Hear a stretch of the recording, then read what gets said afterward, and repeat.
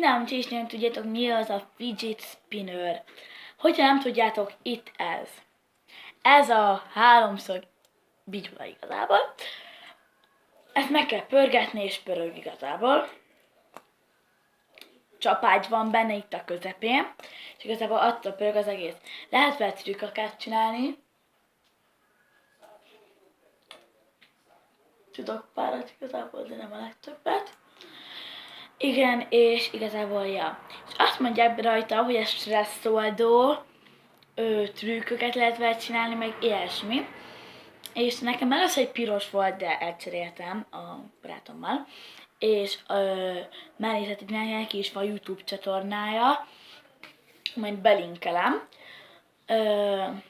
Igen, igazából ennyi. Ezzel lehet izélni, és ez a fidget spinner igazából autista gyerekeknek lett kitalálva, aki fogyatékosok, de hát már mindenki ilyet vesz. Szerintem tök jó ez a játék, meg ha unatkozol, akkor ezt is lehet így pörgetni, nem mindegy igazából.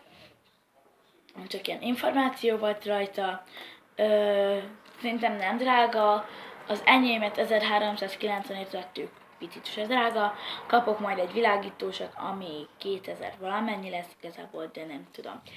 Az enyém az ilyen napfénnyel működő világító, és lekapcsolom a lámpát.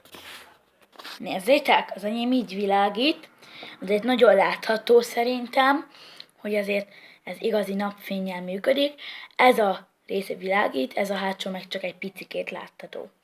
Szerintem ez tök jól néz ki, amikor sötétben így unatkozol este, érted, hogy megpörgeted, és akkor világít, tök jól néz ki a minden igazából. Úgyhogy hát most visszakapcsolom a lámpát. Úgyhogy hát igen, igazából ennyi lett volna ez a videó. Hogyha tetszett, akkor lájkoljátok és iratkozzatok fel, és a leírásban megtaláljátok az Adriánnak a YouTube csatornáját. Sziasztok!